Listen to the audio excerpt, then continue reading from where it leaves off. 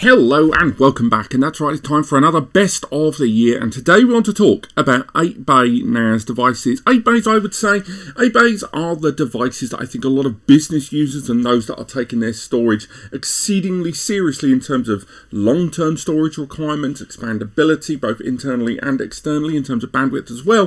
8-bay devices are pretty much the gateway when businesses get it serious, and although it's not quite rack mount levels of overriding storage and scalability, I will say at the 8-bay point, I know very few 8-bay NAS devices released in the last 5 to 10 years that aren't in some way expandable. So overall, if you're looking at an 8-bay device, you're at a serious point in your storage. So before we go any further and we talk about the 3 very best 8-bay devices I recommend at the end of 2023 and early 2024, it's worth highlighting a few disclaimers straight off the bat. Number 1, all of the solutions I'm talking about today are turnkey. What do I mean by turnkey? These are solutions that arrive with both the hardware already pre-designed, pre-built and ready to go out the gate, and they arrive with software that is turn on, good to go. A little bit of initialization, a little bit of account setup, but ultimately turnkey solutions are devices that you buy, stick on a table, plug in, and you're good to go. Secondly, these all arrive unpopulated. That is that you don't have to buy pre-stored devices. When you look at things like WD, MyCloud, and the old Seagate NAS devices, or if you're like a video editor or photo editor and you're looking at G-Tech or Lacey or stuff like that, one of the things that's a little bit off-putting with those devices for those in the know is that you get them and they already have the storage pre-installed. You don't get to choose the drives you want to go for, you don't get to choose the branding or the pricing or to get the best price per terabyte. Luckily, all of the solutions I'm talking about today are purchased completely devoid of drives, and then you have flexibility in the drive you want to go for. But it's also worth highlighting another key factor of an 8-bay device that have to be included in every one of these devices today. These have to be gradually expandable over time. What do I mean by that? It means that this 8-bay that you're looking at there, you don't have to fully populate it on day one. There's a lot of users that instead of buying a 2 or a 4-bay NAS device will go for an 8-bay, because with an 8-bay they can put in 2, 3, 4 hard drives or SSDs and then gradually over time add more storage as they need it, thereby spreading the cost of this large-scale data storage investment over time. Rather than speccing up their entire data storage requirement to 5 to 10 years, they don't have to. And finally, all of these devices support cross-platform functionality. That is to say that all of these devices will not only support and be usable by Mac, by Windows, by iOS, by Android, by Linux, but more importantly, files can be exchanged between them via cross-platform file sharing. And finally, all of these devices arrive with at least 3 years of manufacturer's warranty, and actually more in a couple of cases throughout the course of this video. So before we get on to the 3 NAS devices that I would argue are the best 8-bays out there, it's worth highlighting I do have one honourable mention of a device that arguably, although it's not in the top 3, does sort of deserve a place in there, but for one reason or another isn't in there. All of my best offers have an honourable mention, and in the case of this video, it is the QNAP TVS H874T4. This is an 8-bay with an Intel i7, I believe, or i9 processor, which also arrives with 10 GBE and Thunderbolt 4 connectivity. This thing is a beast, and unfortunately, so is the price tag. But the main reason it's not in this video, even though I've talked about it earlier this year, we saw it on hand in some performance testing over at Computex in Taipei. The reason it's not in here is it's sort of only kind of released, and even then in very early stages of release. And although I do want to, talk about this NAS more in 2024, I will say that at the time of recording this, it's just not out there enough for me to recommend it. Arguably, also the non-Thunderbolt 4 version of this device is kind of available. You can get hold of the standard standard 874 device already in the market. More on that later on. But although the 874T4 is a great box, it's just not out there or more readily available right now in order for me to recommend it. The pricing isn't established, the availability isn't established, and although it does mean that those devices, you connect them via 10 GBE, connect via Thunderbolt 4, and the expandability on the bandwidth internally and externally is all there, stock just isn't, and I'm not prepared to recommend it for that reason. But without further ado, let's crack on with my first big recommendation.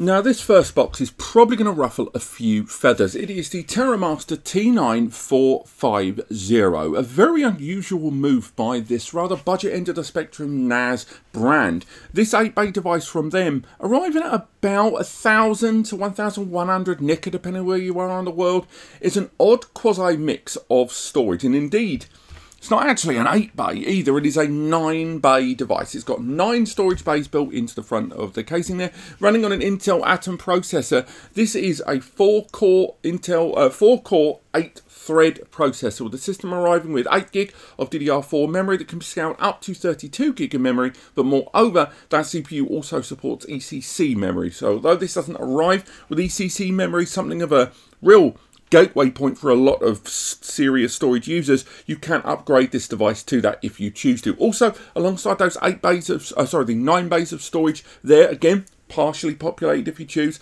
you've also got 2 M.2 NVMe slots inside as well. So again, you've got a good amount of storage capability there, and you've got some M.2s inside that can be used for caching, or you can install some drives in there and use it as standalone storage pools. Additionally, TerraMaster has released their new T-RAID system early in 2023, and what T-RAID is it's a flexible storage system. Are you aware of Synology? Of course you are. Synology with their SHR, Synology Hybrid RAID system, where you can mix and match drives that go inside, so that, say on day one, you want to install some 4TB drives, and a few years later you notice 8 and 12TB drives are really cheap.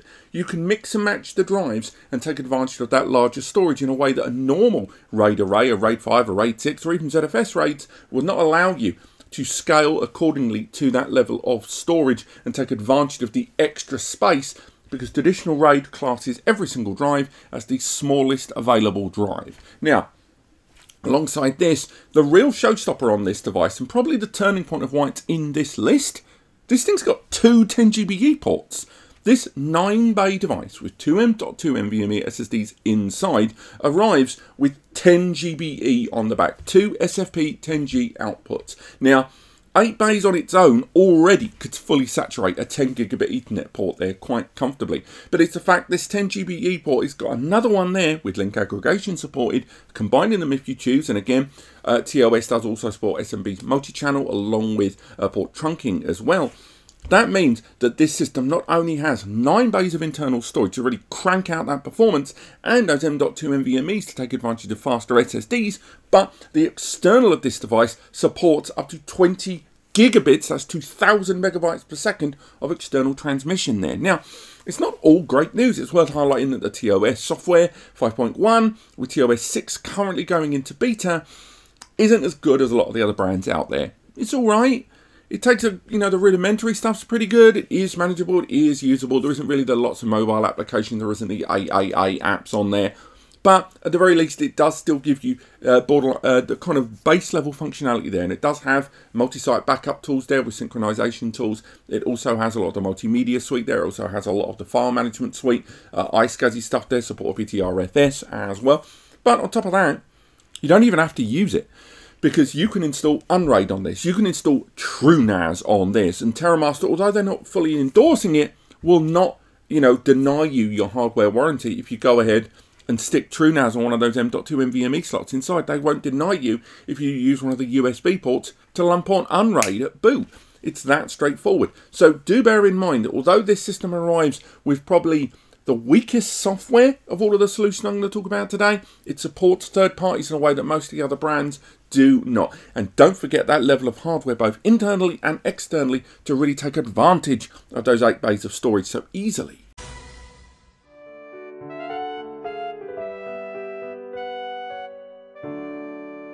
There was always going to be a Synology in this, and it was always probably going to be the DS1821 Plus. Right now, Synology only has 2 main horses in the race when it comes to desktop 8-bay devices. There is the rack mount one, of course, the RS1221, but, 1223, I should say. I'm a cool guy at parties, but out of the entire suite of Synology 8-bay products we've seen over the years, the DS1821 Plus is just a more formed and better completed package. There will be users out there They're like, why aren't you going for the DS1823XS Plus 10 GBE solution? Again, I'm a hoot at parties. But as mentioned in a video that I released about 3 to 4 weeks ago at the time of recording this video, I will say I compared the 1821 and the 1823XS Plus, and the 1821 just makes a lot of sense. The reason this system's in the list, I will add, is because Synology software is it is très bon. It is the dog's nadgers. It is by a country mile the best NAS software in the market. Any third-party software you use in your business environment for collaboration, for communication, for document management, for backups, for surveillance, for virtual machines, all of that, Synology have their own apps for it. And it allows you to have a single ecosystem where people are using Synology Chat to communicate on their mobile devices, on their desktop devices, and as well as utilising it as an alternative to things like WhatsApp. On top of that, you've got Synology Office, which has a document suite, an Excel suite, a PDF suite, a PowerPoint presentation suite. All of that is built into the management of those tools and services within Synology's applications. Then you've got Synology Drive, which serves as an alternative for on-site synchronization via your native file management applications, but also remote level access management as well. Then you've got things like Synology's multimedia suite of video station, audio station, and Synology Photos with AI photo recognition there. Then you've got Surveillance Station to manage multiple cameras. Then you've got Synology's Surveillance Station, as mentioned earlier on, alongside Synology's virtual machine platform there to run VMs of both Linux, run them on Microsoft Windows, utilize third-party smaller ones. You've also got Docker and container management there. You've also got, on top of all of this, Active Backup Suite, the best license-free multi-site backup tool I've ever used. Ultimately, the software on this solution is absolutely insane. You could get that with any Synology though. So why this? Why this solution in particular out of all of those 8 bays? Well, it's rocking the V1500B quad-core and 8-thread AMD embedded Ryzen processor. It also arrives with 4 gig of ECC memory. Remember that ECC? A lot of people take that seriously and very, very important for long-term data integrity for your cold storage there, no bit rot, no inconsistencies. Alongside that, 2 M.2 NVMe slots inside that can be used for both caching and storage if you choose. The system runs with 4 1GB Ethernet ports, which although they support link aggregation, I don't really care about, but it does support a PCIe upgrade to allow you to install 1 and 2 port 10GBE ports. There's even support of combo cards in some cases, although I don't believe the combo card is supported on this device. There is at the very least the option to add those 10GBEs with official cards. That memory can also be upgraded to 32 gig of ECC memory when needed. You can even bolt on 2 additional 5 bays of storage in the DX517 when needed. Now, if I had to come up with negatives against this device, I would say the price point might put some users off insofar as it's about 900 to about 999 NECA depending on where you are in the world, and other brands do provide you a better level of hardware for that price. Remember, you're looking at this for the software more than the hardware. The other thing I will say, at the tail end of 2023 and early 2024, there's rumblings that there's going to be a refresh of this series in an 1824 series. Now, whether that happens, I've got no real confirmation. I've just heard rumblings knocking around and a few model IDs flying around, but that's not unusual for Synology to have placeholder IDs knocking around. Ultimately, if you're prepared to go over those and you really, really like the software, which again, I recommend you check out DSM 7.2 alongside all of the apps and services I've talked about there. Again, we talked about it, support of write once, read many, support of volume encryption, support of BTRFS, and support of Synology's hybrid RAID system for mix and match in drives. You can test all of that out and see the visual output by heading over to Synology and testing out their software. But ultimately, if a Synology is going to be on this list, it was probably always going to be the DS1821 Plus.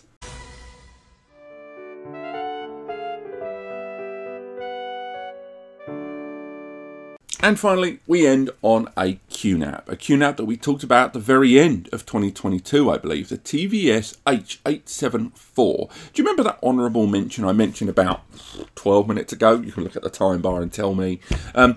The T4 version, that Thunderbolt 4 box, I mentioned then that there was a non-Thunderbolt version, and this is it. The TVS H874, or just the 874 as I'm going to call it from now on, is available in multiple configurations, and much like how I recommended the Synology based on its software, I will recommend this device more on its hardware. Now, it feels like I'm doing QNAP a bit of a disservice with regard to their QTS and QUTS software. That's a bit mean. It is a very good software. I would say of all the other NAS software I've seen in the market, they are the closest to rivaling Synology and their platform. And again, whether you go for QTS in the XT4 with advantages such as Q-Tier and 8 camera licenses in QBR Pro, or you go for QUTS, which is a ZFS platform, taking advantage of RAID Z, taking advantage of triple parity, taking advantage of the removal of the volume layer in order to have a much closer bare metal storage performance, and of course all of the caching and compression benefits that ZFS bring to the party, inline deduplication, inline compression, inline compaction, that sort of thing. With regardless of which one of those you go for, you do have a very well put together application service that runs the web browser and multiple desktop and mobile client applications that are tailored to different tailored use throughout the whole portfolio.